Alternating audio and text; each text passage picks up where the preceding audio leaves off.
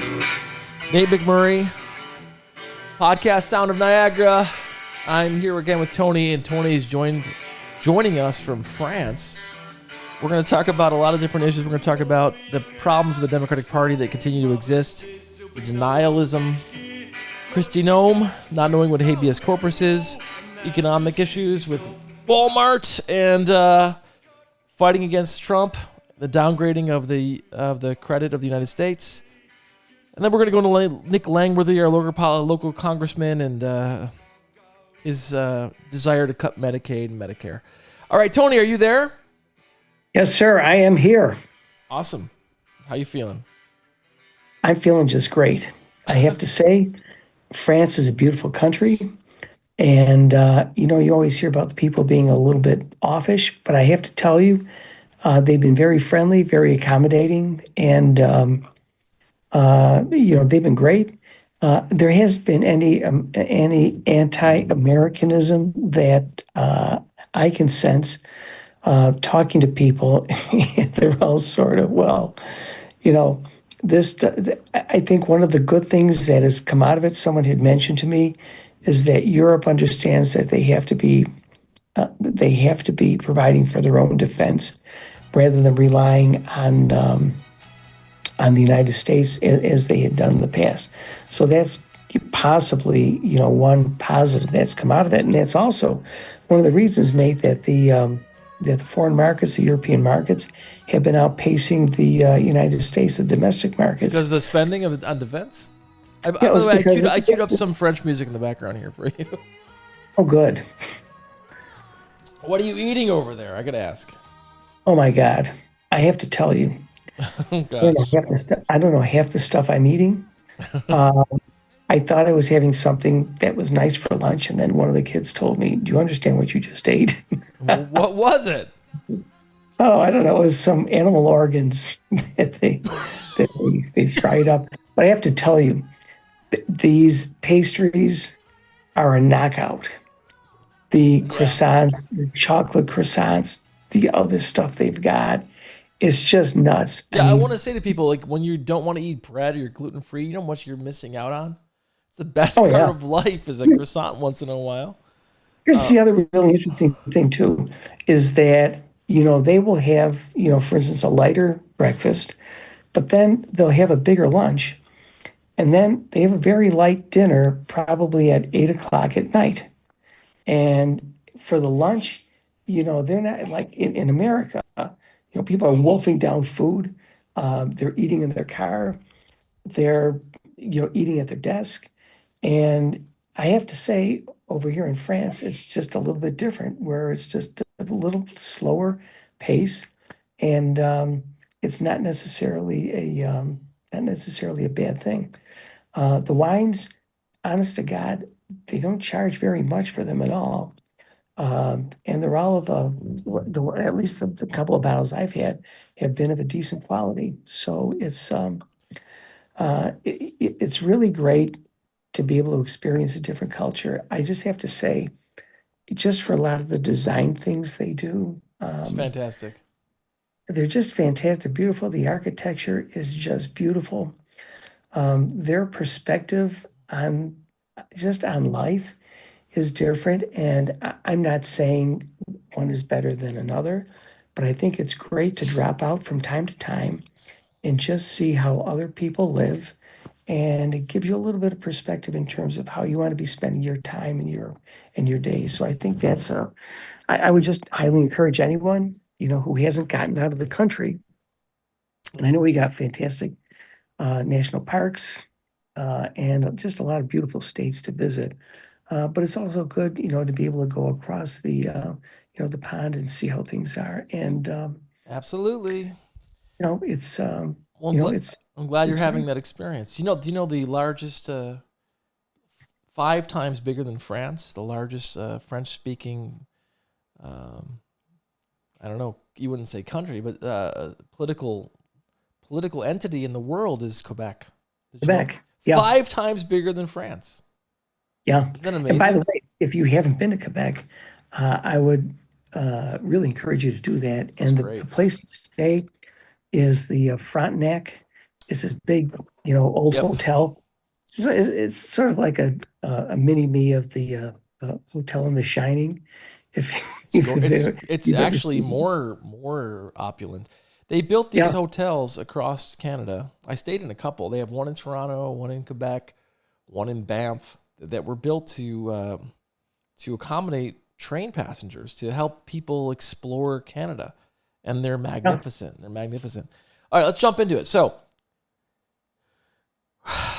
the Democratic Party. I mean, what I see is, I wrote that essay. I sent it online. So it was very clear. We saw with Joe Biden. He was obviously sick. Now we have all these books coming out saying clearly he was sick. Clearly he should have passed the baton like he promised he would, and he didn't. And I think it's a sad tragedy because I think he is a good man. I think he was a great president. I don't care what anybody says. He got a lot done. I mean, sure he could have been better, but considering the hand he was dealt, but obviously he was not fit to continue. Literally well, not fit to continue. I do think I'm it's gonna, it's go strange. ahead. I think it's strange they didn't detect the cancer. I don't know how that happened, honestly. Yeah, it's a weird situation because I still watch like Democratic television and they're still going on about how Biden was the better choice. And I'm like, he may have been, but he clearly was ill. I mean, obviously ill. It's like they're denying reality. And I don't know how like Democrats or people on the left, including myself, we're on the left, right? I am. Yeah. You're more in the middle. But like Wait a minute. You said, am I on the left, right? Which is it, Nate? I'm on the left. I don't know where you are. You're like in the middle. You said you said I'm on the left, right? Oh, I see. Yeah, no. So who's on first? But the situation is if you're so willing to criticize the right, which you should, they deserve lots of criticism. Do you think the left and the Democratic Party is never incorrect on anything? So I say to people, could you give me one thing you want to criticize the Democrats for? And they're reluctant to do it because of how horrible the Republicans are. Anyway, where do you think the party stands? I think they're continuing to lose credibility because they continue to defend the fact that Joe Biden was running for a second term. Go Yeah. ahead. Well, I'm going to push back a little bit on what you mentioned, which is why you have me on these things. Because if we all agreed, it would be it would be no fun. Right. But before I say that, Fox News just loves to hammer Biden left and right, and who knows how much longer he'll be around for them to be able to do that. Yeah, who are they going to But, yell at when he's gone? Right. Keep but going.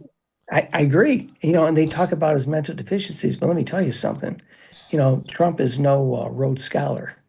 He And I don't isn't, but the know, way and I never see them talking about his deficiencies and his capacity just to ramble aimlessly, his attention deficit, where he comes off and says, I can conclude this war in Ukraine in 24 hours, even before I'm elected. Now he loses interest and he's sort of just backed off from it and said, you guys fight it out. Because if I can't get it done in a day or in a week, I have no interest. I'm going to move on to something else, which is yeah, ridiculous. he's trash, but let's say we're playing a game of football. Our team lost the game. And Right. then it's like me telling you, yeah, but look at how stupid and bad their quarterback is. It doesn't matter. They won. True. To beat Yeah, them, we I need a better concur. team. So like it's I just feel, and there's so little self-reflection on the Democratic side. Yeah, of course Joe Biden is better than Trump, but he wasn't healthy, and it was I like it agree. was And so Nate, obvious to everybody who was watching and paying attention. Nate, the books that have come out now, you've got Right. several of them, you know, and I've been reading all the reviews on them and the digest that they've had. And apparently, I wasn't aware of this, but the original sin was not that Biden decided to stay in too long. It was that Biden even ran in the first place because he was showing signs of cognitive Right. deficit when he was running, the at the beginning of the term. He never should have He been was when I met him in 2018, I candidate. keep saying he was a sweet man. He's a very kind man. Kind of guy you'd like to be your local, I don't know, the head of your They have a local beer Boy with. Scout troop or something. Not the guy you Mhm. want to run the country, But I was like, listen, he could probably win, so let's go for it. And then he said, I will pass the baton. I am a bridge to future generations. He didn't do that. He got in office and the people around him convinced him that he was still doing well, and he wasn't. That debate was shocking. I know, but what do you say about the party? Biden is not necessarily the one to blame. It really is the Democratic Party. Agreed. Because they were Fair so enough. interested in winning, they put up a flawed candidate. They didn't have enough confidence in their bench, to be able to let them just duke it out and have the best man or woman win. They then ended up picking a flawed vice president, and one of the reasons I think was just to get back at Obama for stiffing Joe, or that was his thought when he ended up, picking Hillary rather than Biden, or pushed, for them to run against Trump the first time. And the shocking thing is that the Democrats appear to be, to me anyway, in my humble opinion, completely confused. Because I have to ask you, who cares? If you're electing a woman, who cares if you're electing a black woman? Do you know what the purpose of all this is, Nate? It's to win. They weren't going to win. I kind of agree with that. I don't believe it's just to win. I think that's the Bill Clinton model. Like, no, but you can't get in. If you can't win, you can't do anything. But if you're just winning to be in office, which is what most of these guys do, because a human nature is human beings are inherently against change, right? Like, people don't like change. They resist change, even good change. They hate it. They're scared of change. Maybe it's something related to our fear of the inevitable passing of all of us. But I'll bring that up, please. That's exactly.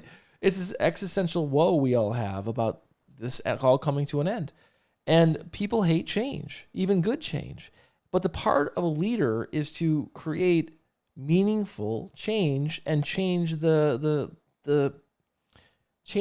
people to accept the change. But people like Bill Clinton just did whatever they could to win. They were motivated by polls. He apparently took polls to determine where he should go on vacation to impress the public. I understand. And that was a stupid thing. I got you. But my point is, whatever you want to do, you're at zero if you can't get in. No, they're pandering to all these groups. I get that for sure. I agree, and that's a stupid thing. I mean, for God's sakes, if you don't know what you stand for, give me a break. But let's just take this last election, okay? Uh-huh. What was the one state you had to have in order to win? Wisconsin, Michigan, what? Pennsylvania. All right, Pennsylvania, uh-huh. Okay, yeah.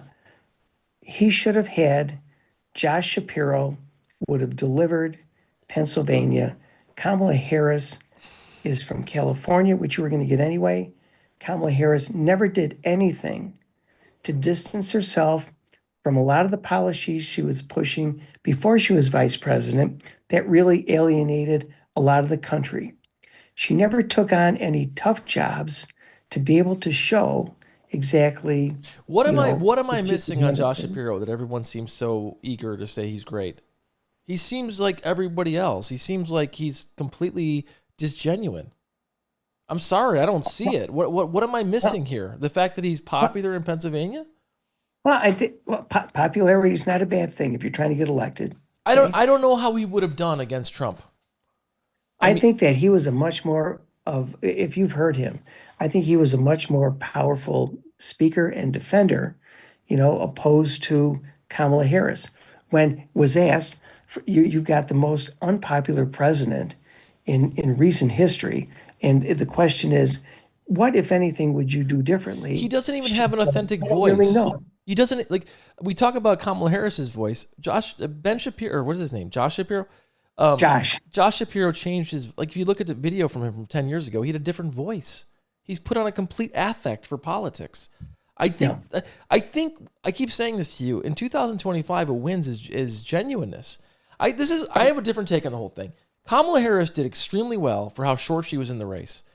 Her debate against Trump was the best debate out of anybody ever against Trump. She owned him. She destroyed him. She was so outnumbered. the fact they put her in there so slowly, and the fact that they chose her to be in there rather than having her go through some sort of primary process, these were the problems, right? And yes, and there's also racism and sexism in this country that made her difficult for her to win. So I don't want to blame Kamala Harris, and I think Tim Walz was great too. I think the problem is the party's DNA does not allow for genuineness. They hid them. He looked like a goof. No, he didn't. He looked like someone that people could relate to.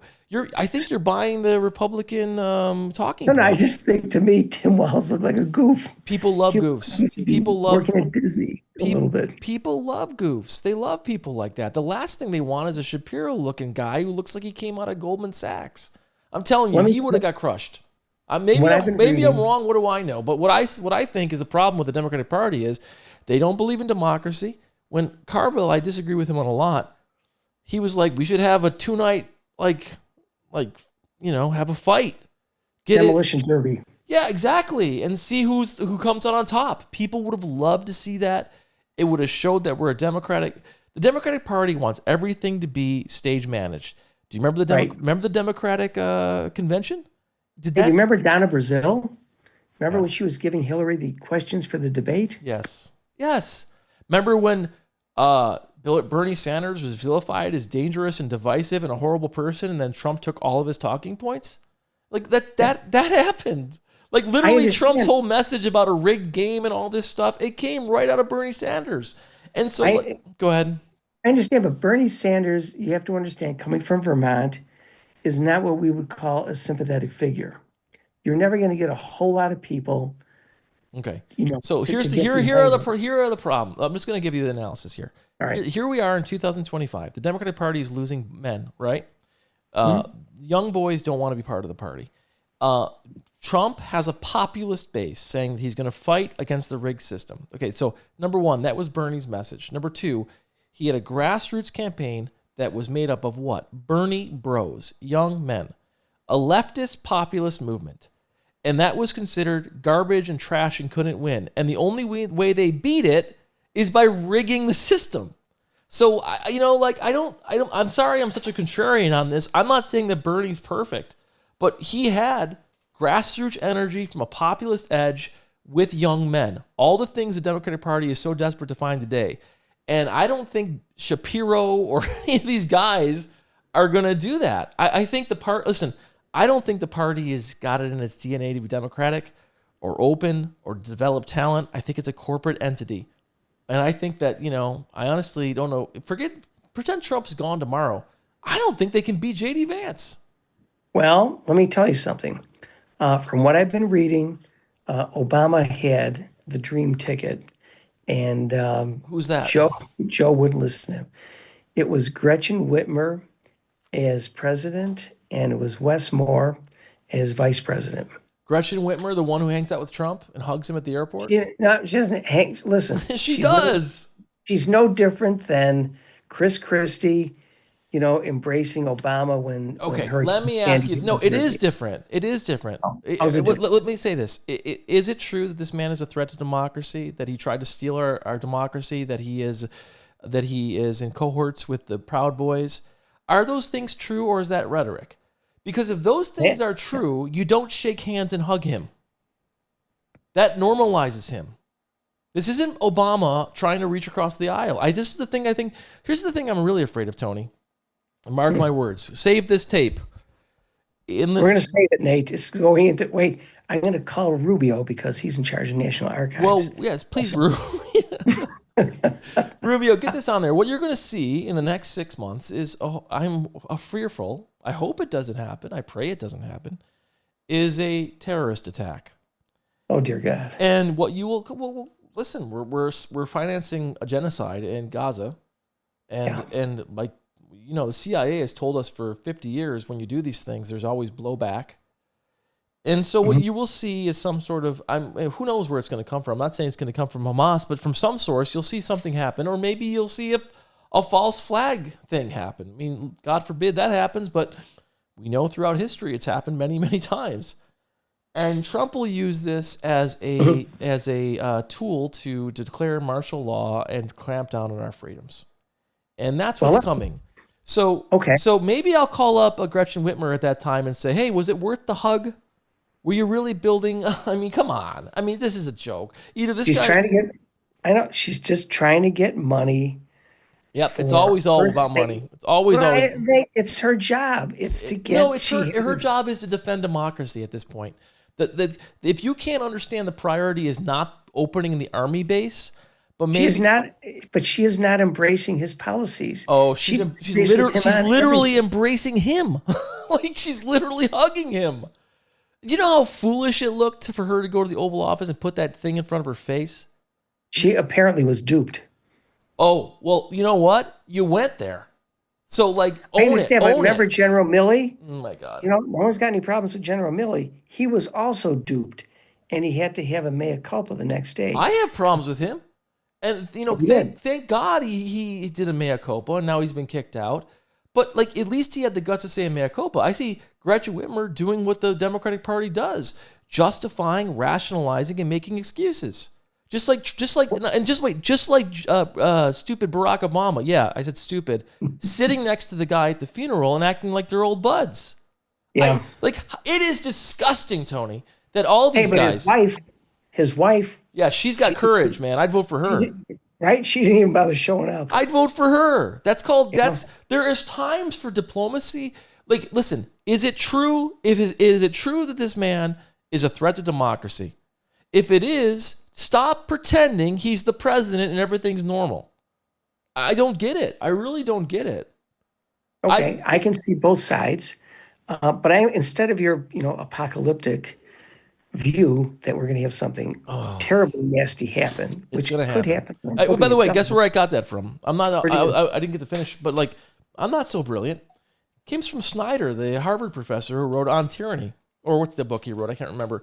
He said this is going to happen in the next 6 months. He said based on his study of history and what's happened in the last 100 days, you can predict this to come. So I'm not pulling this stuff out of like thin air. I'm basing right. it on what Anna Applebaum's saying, what Snyder is saying, what other historians are saying. You know, I was reading recently about what happened in Romania after, in 1989 and the dictator there. If you read about what's happened through history, we're right there. We're right on course. So yeah, Gretchen Whitmer, she might justify, hey, I got to keep my position as Michigan governor, got to keep my career options open, but it ain't good for the country. It may be good for her, it may be even good for Michigan. It is not good for the country. That's all I'm saying.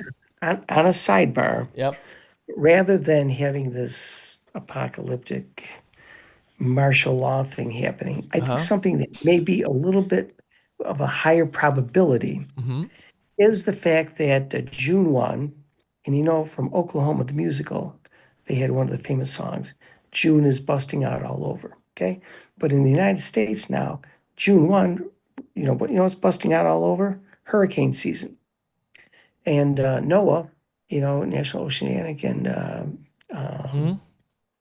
Administration indicated that this is going to be a very active hurricane season. Now, as you know, Trump has come out and said, I don't see any need for FEMA. So he wants to dismantle that, and he wants to push all of the relief efforts on the states, many of which who are going to get hit with, hurricanes or any other natural disasters, don't have the wherewithal or the organizational, staffing to be able to provide immediate relief to people, who are hit by these natural disasters. So I think what's going to happen is you're going to see that he can shoot his mouth off all he wants about stupid stuff, not pay attention to anything. But when it comes time to govern and there's a crisis and people's lives are at stake and it's being reported minute by minute, I think, people are going to they're going to see he's going to be exposed for the fraud that he is. And they're going to have very low tolerance for that, in my humble opinion. Hopefully it doesn't happen, but it sure looks like the odds of something like that are going to be happening. Well, Timothy Snyder, by the way, and let me ask you this: is it good to be a Yale professor? Is that a good gig? Well, it's probably better than our gigs. It's a good gig. Have you got tenure? I don't So have tenure. three prominent Yale professors, including Timothy Snyder, who wrote On Tyranny, just left the United States to go to the University of Toronto and to get out of the country because they fear the impending martial law. So, like, yes, do you think they're just crazy people? I think it could be groupthink, maybe. I don't. Like, listen, this is what drives me crazy. Like 5 years ago when I said, oh, yeah, he's going to attack democracy, people were like, Nate, shut up. I remember talking to our glorious local Democratic Party chairman who told me to shut up and that I was fear-mongering and stupid and that Trump was just like another president and we all needed to keep our jobs. One of the local assemblymen called me and said he wasn't going to endorse me or help me with my campaign because, everyone's got a career, Nate, and talking about Trump is bad for our careers. I see the same thing on a national level. So listen, let's make a 50 grand bet on it, Tony. All right. I'll make a Let's 50 grand bet. Right, If there is some attempt towards martial law in the next year and a half, you got to give me 50 grand. If there isn't, you got to give me 50 grand. Okay, no. Wait a minute. What about the hurricane? What are we going to bet on the hurricane? Listen. We don't want to bet. We're against betting, but listen. I really am worried. I'm worried. Lyra, let me play this for you. Can I play? Listen to this real quick. All right. Oh, give me a break. Did you see her? She was out of control. Those days are over. The days of woke. No, I didn't. The days of woke are over. That woman, I have no idea who she is. That woman was out of control. She was shoving federal agents. She was out of control. The days of that crap are over in this country. We're going to have law and order. That's Trump talking about how he's arresting a congressperson. Did you see the video that he's claiming she was out of control for? She's a middle-aged woman being attacked by men in masks that are federal agents. I mean, this is crazy. This is like stuff that's worse than the stuff you saw in the 60s. Are you there? I agree.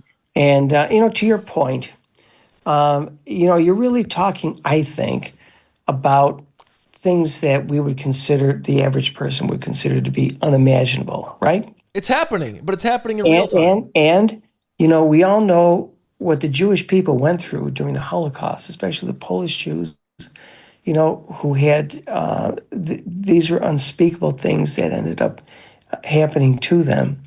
And, I understand, what happened with the attack from Hamas, which was trying to derail peace talks between Saudi Arabia and Israel, where they have just gone and decimated Gaza, putting people on the verge of starvation, really creating conditions. Not even the verge, even the doctors there are starving. The doctors from Doctors Without Borders are starving. Yeah, I mean, how is it? I mean, obviously their memory hasn't left them, and they do want to maintain the moral high ground. But boy, when their government continues to act this way, toward a civilian population, you really have to, to your point, is anything off the table today? No. Listen, in terms of what we've stood for. Before that goes any further, listen to this. Listen to one more thing, and I'll shut up. My belief is not this idiot. So, Secretary Noem, what is habeas corpus? Well, habeas corpus is a constitutional right that the president has to be able to remove people from this country and suspend their right let me stop you, ma'am. Habeas right corpus, excuse me, that's incorrect. President habeas Lincoln corpus, used it. Excuse me. Habeas corpus is the legal principle that requires that the government provide a public reason for. So, she didn't know what habeas corpus meant. Of course not. It's Latin, by the way, for the listeners, to show the body. Give me the body, right? Show the person. Why are you putting this person in jail? She thinks it means the right for Abraham Lincoln and President Trump not to have trials. How dumb is she? Well, she's very dumb. And by the way, Nate, I may also mention to you that, if you read the Constitution, probably 90% of the things that President Trump is doing are illegal. Yeah. They did not give him the right. The Constitution does not give him the right to do tariffs. I know. All right. What Congress did is they said, not only is habeas corpus in the Constitution. It's in the Magna Carta. Let me read it to you. Clause 39 of the Magna Carta, the oldest democratic document known to man.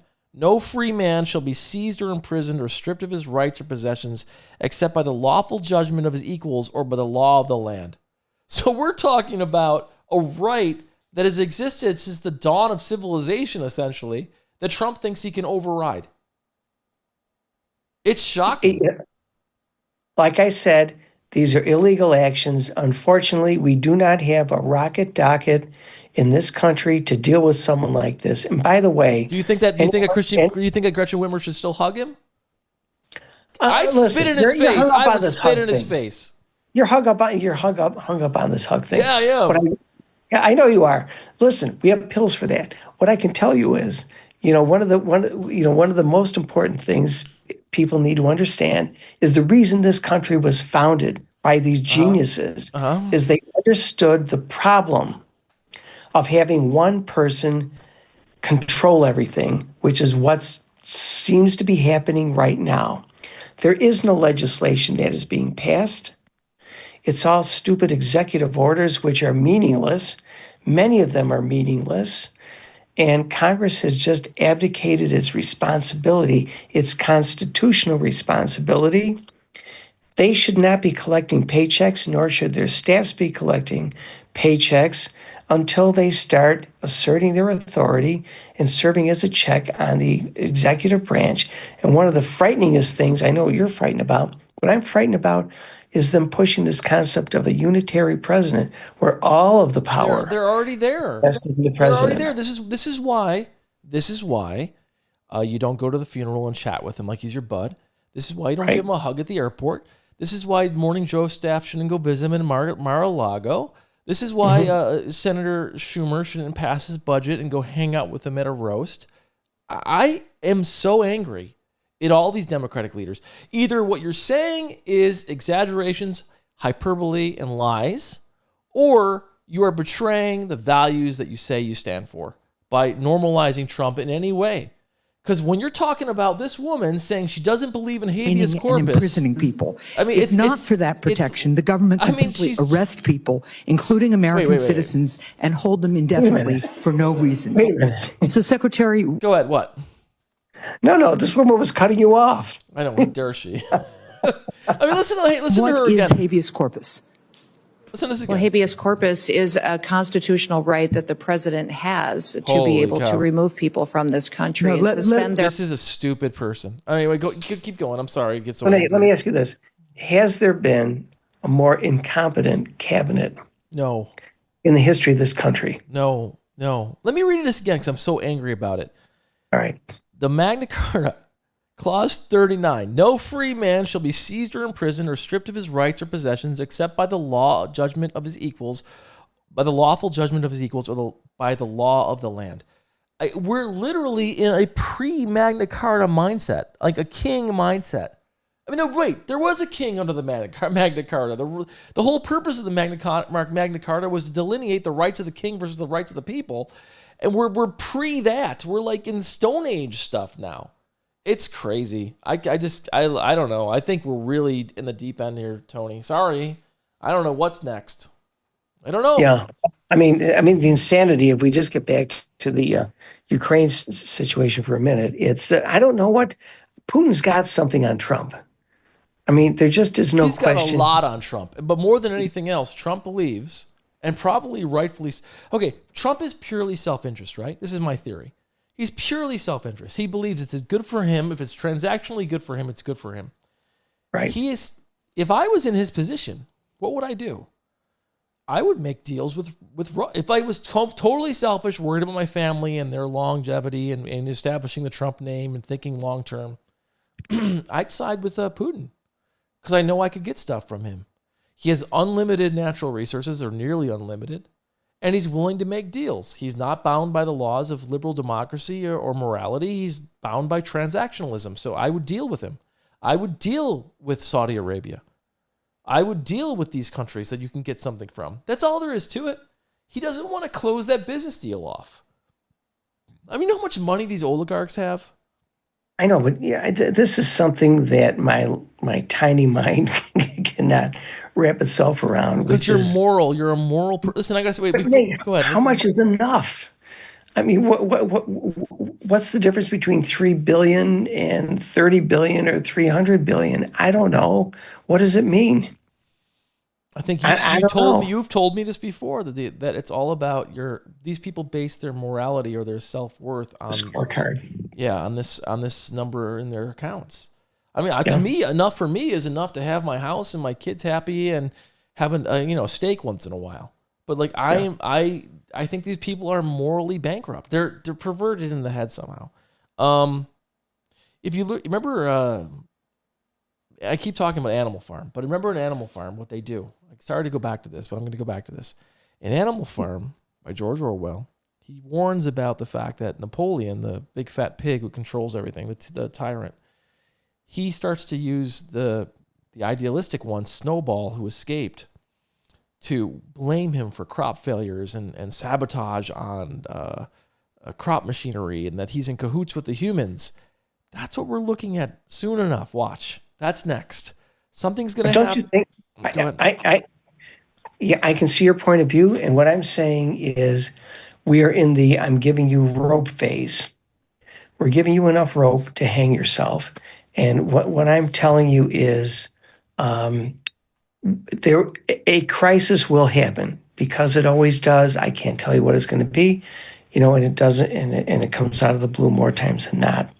But what I can tell you is, the economy is moving towards stagflation. All he's done with these screwball tariffs is push them off for 90 days. We're going to go through the same baloney in July. He's cutting crazy deals that don't make a whole lot of sense for anyone else. He's paralyzing the economy in the sense that the consumers, which is 70% of the economy, as well as businesses, are saying, honestly, I don't know what the guy's going to do because he's like a flag in the wind. One day it's this, one day it's that.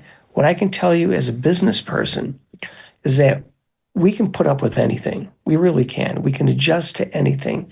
The one thing we cannot adjust to is having the goalposts change on an almost daily basis. We need to have some element, some degree of certainty so that if we're laying bets for the next 3, 5, 10 years, we know that the rules are going to be staying the same. Here is a guy who took NAFTA, which is 30 years old, and decided he had to renegotiate it, which was just some window dressing. But most importantly, he had to rename it, right? It's the, whatever he called it, the USMC. Yeah. Had to rename it USMC. And when he was in there initially, he ends up, saying, I've now negotiated the greatest deal. He gets in again. He says, this is a piece of crap. And I've got to do away with that. Let's talk about the crazy plane. He's talking about, the United States ordered a couple of Air Force Ones from Boeing. And as you know, Boeing has had its share of problems. Well, the planes were originally ordered with a smart deal in 2018 by none other than DJT. Okay. And now he blames them for being delayed. Well, let's just run the clock for a minute. Okay. First, 2018, what ended up happening in 2020? We had COVID and it shut the economy down. It shut down manufacturing. It shut down everything. I think that could contribute to a delay, right? Next, what did we have? We had the 737 MAX. Major problem for them. They weren't allowing them to manufacture anything until they ended up getting that resolved, and that's their bread and butter plane that they were working on. My belief is we should Keep going on this. Next, they had a machinist strike, right? And that went on, I think, for months until they got that resolved. And then it takes a while for that to amp up. And I also don't know what changes to the specifications the government made over those intervening years. So when the child gets impatient and says, I want my Maple. I want my new plane. Where is my new plane? I should have a plane that looks better than anyone else's. Well, I mean, for God's sakes, No, this is the real. I don't care. I don't. They should still figure out a way to get things done. I mean, you can't have an old. I mean, whatever. But he shouldn't. He shouldn't take the plane. It's a $400 million gift from a foreign government that he wants. That the worst thing is people are like, well, what about the Statue of Liberty? I don't think that whoever took the Statue, who was it, Woodrow Wilson or something? I don't think they put it in your backyard. You know, like, you know what I mean? Like, he's going to take this jet for his private use. Yeah. All right. Well, how about this? How about we say we're going to send someone from Qatar, right? And they're going to do some work in the Oval Office, in the Situation Room, in the residence. They're going to redecorate it, but that's okay, right? You can trust them. This flying thing, this Air Force One, right, is the Situation Room with communications. It is the Oval Office, and it does serve as a residence. And for somebody who wants everything made in America, okay, everything made in America, it's insanity to say that, you know, you're going to have something from a foreign government, by the way, which has been for sale since 2018. They can't sell the damn thing. And now they're going to give it away as a gift. Listen, forget about I don't think it's a security issue. I really don't. I mean, they're pretty You good. don't? No, I don't. I think that's a red I don't herring. know. I think it's Hey, a morality. something. I think it's a Did you ever have morality an issue. Go ahead. Wait, did you ever have an exploding pager? You know, Yes, they yeah, didn't- it could be, but I'm more than that. I'm worried to the fact. I mean, I'm more worried that this is just complete, open, and unvarnished corruption. And I Right. think our country's at a point now, it doesn't seem like anybody cares as long as things are going well for them. And I think the big Achilles heel on Trump's whole scam to rip off our country indefinitely is the fact that the economy is about to crash. I mean, if you look at what's happening with Walmart, he's yelling at the owners of Walmart. He's yelling at Amazon. The employees at Walmart, have you seen this? They're taking pictures of how the tariffs are affecting prices, and they're like when they're changing the price tag, they're taking a photograph of the pre tariff price. The pre-tariff price and the post new one. tariff price. So I think that Trump's in jeopardy. His grift is in jeopardy because the country's about to crash. Because he's so stupid and he's so full of hubris that he thought he could just force the world to listen to his will. Listen to this real quick. This is the biggest idiot in the world. The man who's more responsible for Medicaid fraud than anybody else. Did you know that? Senator Rick Scott's company was guilty of the biggest Medicare fraud in the history of the country. They were massively issuing or processing fraudulent claims. This guy right here, him, Scott, he personally ran a company. I don't know why he's still in office, but anyway, here he goes talking about China. No trade with China. We should say today, you guys lie, cheat, and steal. Part of, I mean, think about it. They're creating precursors that kill 78,000 Americans a year with fentanyl. They've never complied with the World Trade Organization. They don't comply with the terms of most favored nation. They don't comply with the Trump trade deal. There's not one thing they've complied with. So now, if I did a deal with you and you lied to me, you think I'd do the second deal with you? No. I'd say, I don't want to do a deal with you. I don't trust what you're doing. I don't trust anything she says or does.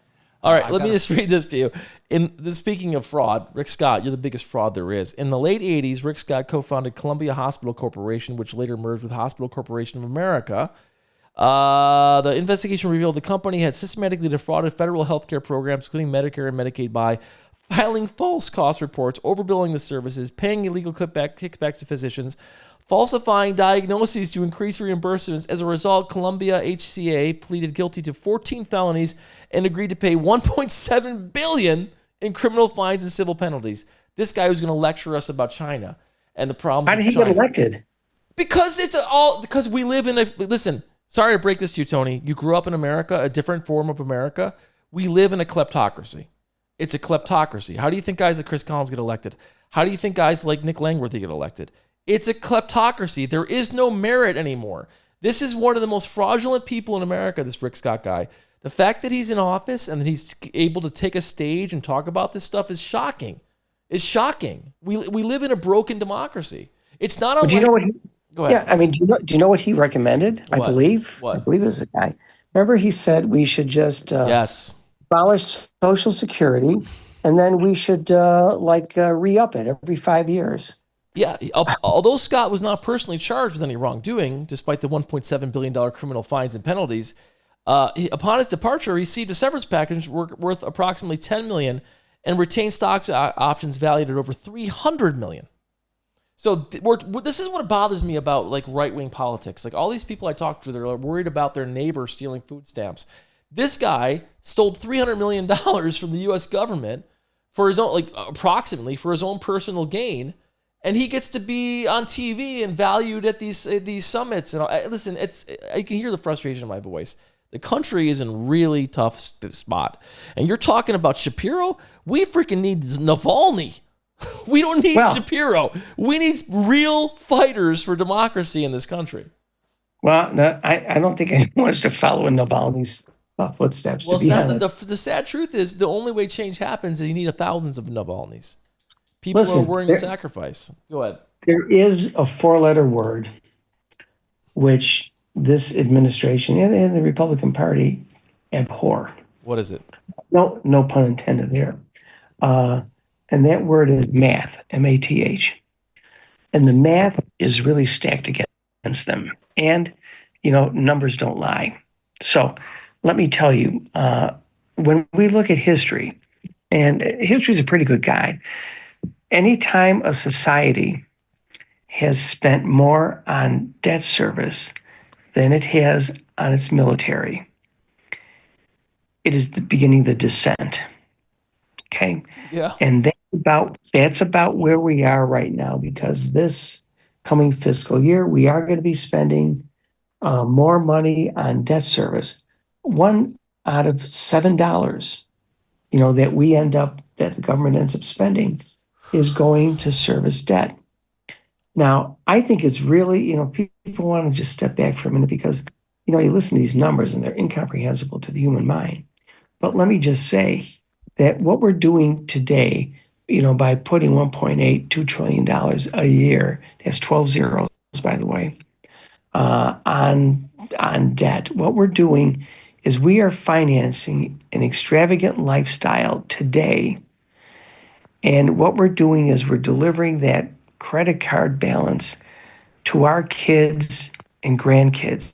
It is irresponsible for us to be living the way we are and not paying our bills and letting the rest of the world finance that. And the bill is going to come due on our kids and grandkids. And basically what we're saying is, I don't care. It's tough enough for them. They can't afford to buy houses. I think the default rate on auto loans, on credit cards, on college debt, these things are all moving up. These are for people today. These numbers don't add up. They're being incredibly irresponsible. And what you're going to have probably in this president's term is some sort of financial crisis, because the markets are going to be unwilling to take our paper, our bonds at the current interest rates. And if they decide to jack those rates up, it is going to tank the economy. It's going to put a lot of work. The great tragedy of all of this, and I say to you every week, is the fact that the United States has grown massively. Its economy has grown massively in the last 60 years, unbelievably, almost unprecedented in world history. And the fact that average citizens can't pay for their cars is shocking. And by the way, Trump, he can continue down this road of trying to concentrate power. I want to say a couple names I want to keep into the back of his head. Of course, Mussolini. Of course, Hitler, Gaddafi, Saddam Hussein, Louis XVI, Ceausescu out in Romania. You remember him? He had a cult of personality around him. I was just reading a story about him. He called for this mass meeting because he felt the society was starting to go against him.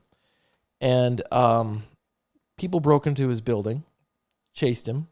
Long story short, he escaped with a helicopter. The military suddenly turned on him and said, "We're not going to protect you." And they put on an issue. It said any planes in the sky will be shot down. So he landed his helicopter. He was arrested. and then he and his wife are shot live on TV in front of the people of the country. I'm just saying, Trump, you might want to pay attention. What happens in dictatorships, whether it's Hellenistic Greece or anywhere, it ruins creativity. It kills animal spirits. It ruins economies. And in the end, a lot of these guys, not all, but a lot of them end up dead and humiliated. And I mean, I ahead. have to tell you though, that there is a simple answer to all of this. What is it? And this is part of the hubris that Joe Biden was subject to. And when you're 8 years as the second banana, and your wife is 8 years with the second banana, and then you become the first banana, you're at the very pinnacle of power in the country.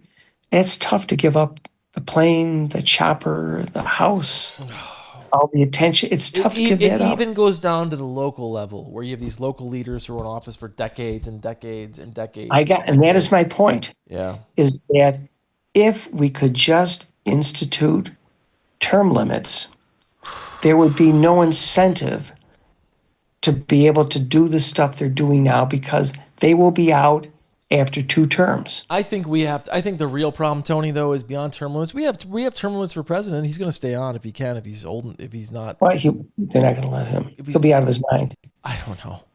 He's on the way there now. I don't know.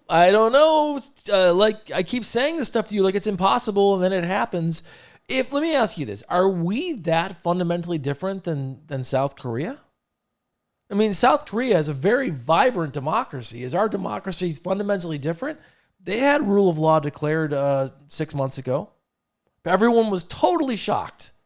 That guy had less power and control over his government than Trump does over our government. And he declared, go ahead. It happens is all I'm saying. It happens. Yeah, I do think the founders were very, very concerned, not just about a guy like Trump coming along, which they knew was going to happen. But they thought they could offset that with putting most of the power in the Congress. And I think, when reading one of the Federalist Papers, one of the big concerns they had was this concept of partisanship, where the loyalty ends up being to the party rather than to the nation, rather than to individual citizens. And I think really that's what we've got now. And I think that's what you experienced as a congressional candidate. It's not about ideas.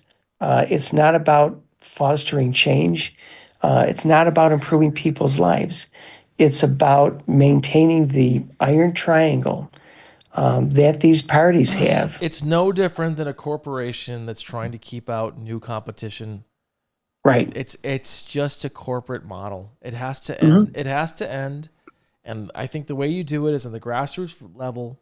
You got to go town to town and take over these parts. Listen, it's very hard to change, but for any hope for our country, we have to change it, because we're in trouble. I mean, we are in deep trouble with Kristi Noem talking about not understanding what habeas corpus is, the president trying to get rid of habeas corpus, putting Congress people in jail, taking $400 million airplanes. This is so much worse than I thought it would be this fast. I thought it was going to be terrible. I didn't think it was going to be like this. I mean, just rounding people up in the streets for their commentary. They put that Fulbright Scholar girl from Massachusetts in jail because she wrote an essay they didn't like. I got it, and she's out. Barely after much struggle, she's out. Listen, the reason that people get tossed out of office more times than not deals with economic issues. And what I'm telling you is the program this guy has rolled out is insanity. It just is financial insanity. And you just have to give it time, because he's stalled out by pushing these tariffs off. But I'm just telling you, Nate, once these, and he's just hell-bent on doing these tariffs, once this stuff begins to bite, you are going to see the layoffs. You are going to see the prices go up. You are going to see the economy. It happened to a certain guy named Hugo Chavez. And, North Korea seems to have a pretty bad economy. And their leadership, I'm just saying, if you control the military and you control fascist, right-wing elements among the society, like the Proud Boys, God help you. Like, why do you think, let me say this, why do you think Trump named Sylvester Stallone, Mel Gibson, and John Voight as ambassadors to Hollywood? I saw that the other day. Why do you think he did that?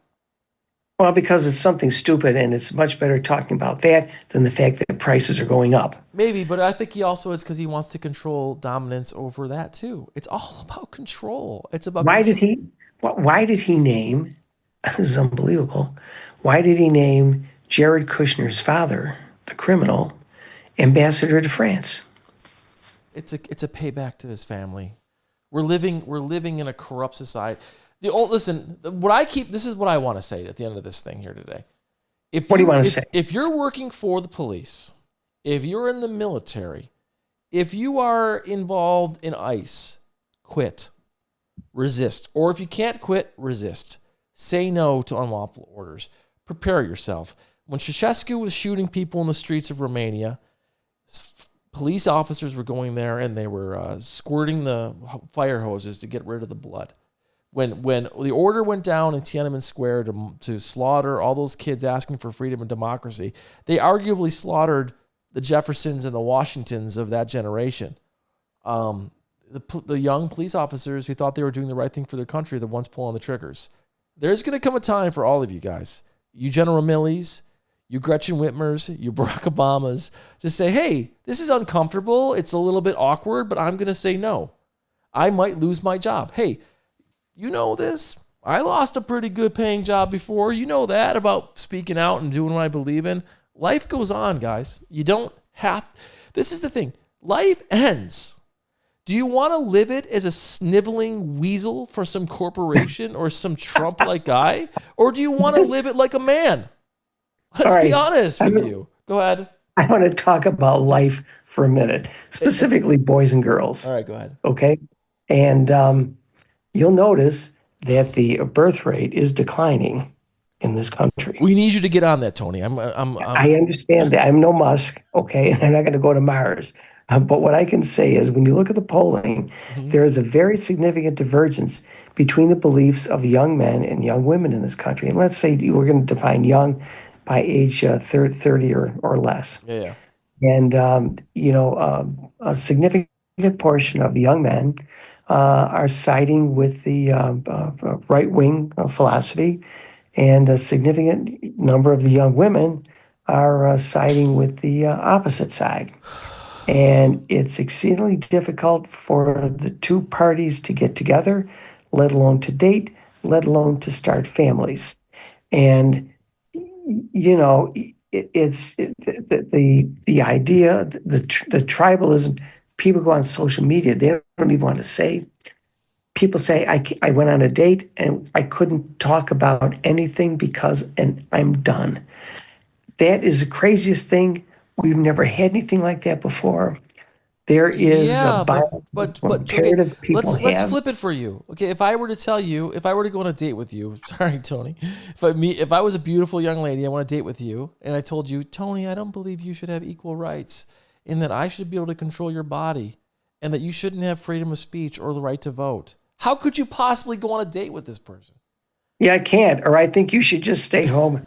You don't need to develop your mind. I mean, if you're, I just heard another female comedian say, like, she's like, listen, if you're the type of guy who's home and you're bitter towards these women because they're not having sex with you, you're probably the type of person that shouldn't be producing. And thank God that you're not having sex because your genes will not be passed on.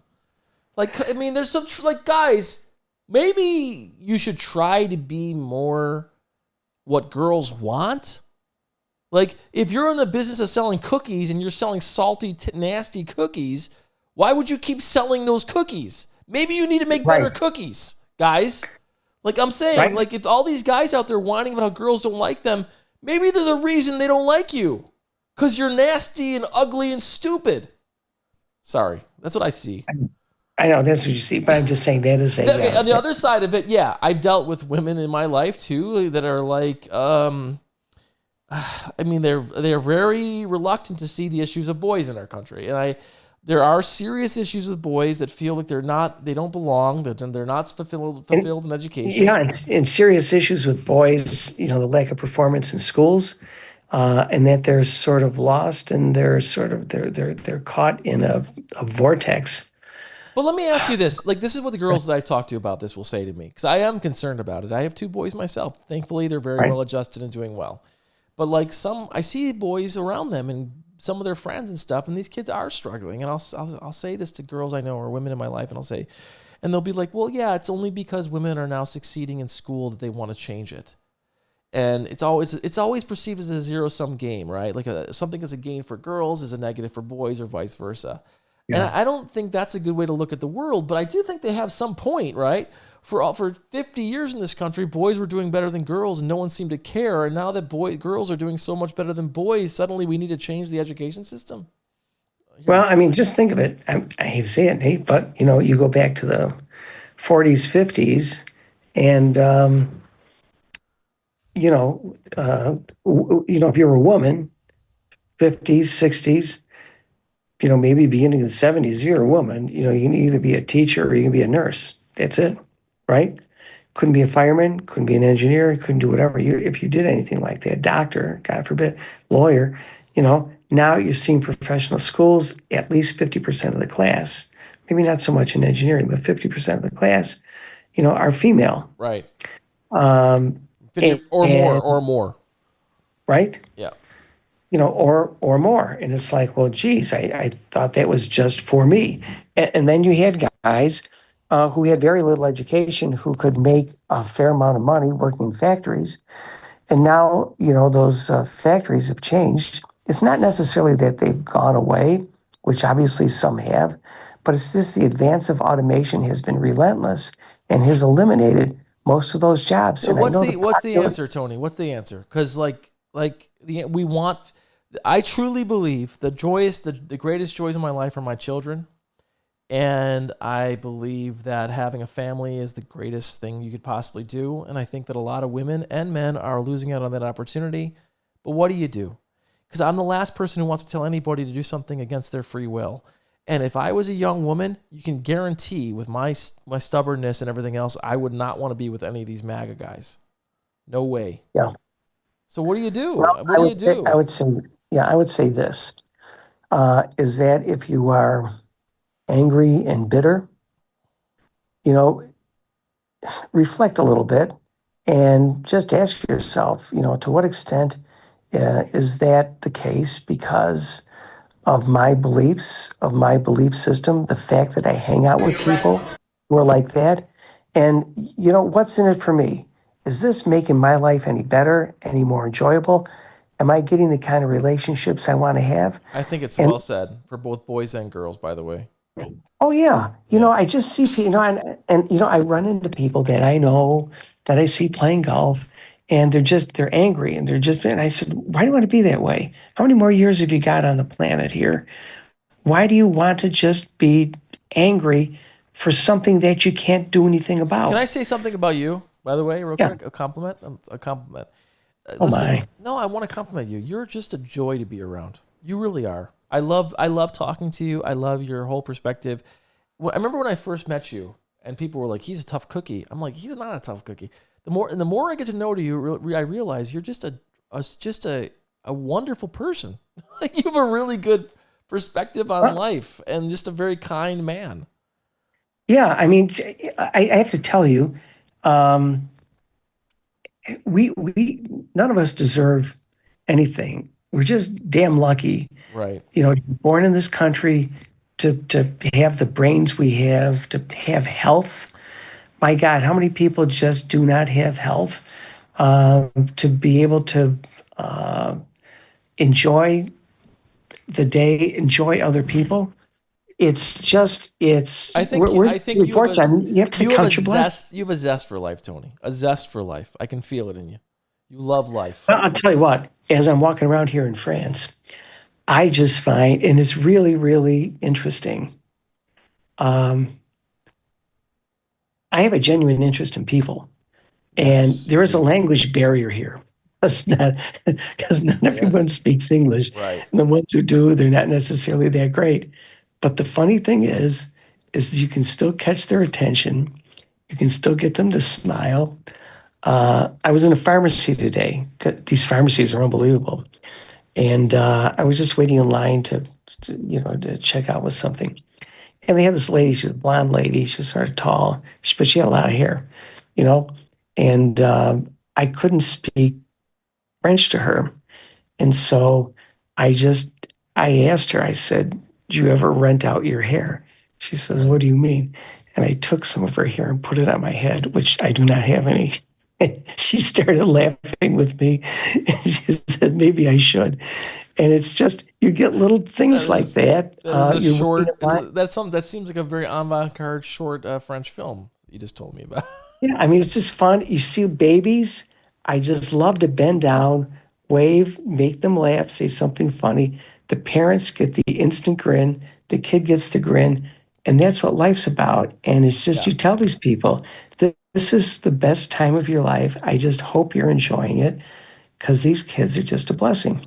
Tony, great. Well said. I got to go, though, because I got other things to do. But thank you for talking to me. I'll talk to you soon. Okay, take care. Bye. Enjoy France. Oh, boy. Oh, here we go. Up in the morning and out to school. Mother says there'll be no work next year. Qualifications, what's the golden rule? And now just pieces of paper. Just because you're better than me doesn't mean I'm lazy. Just because you're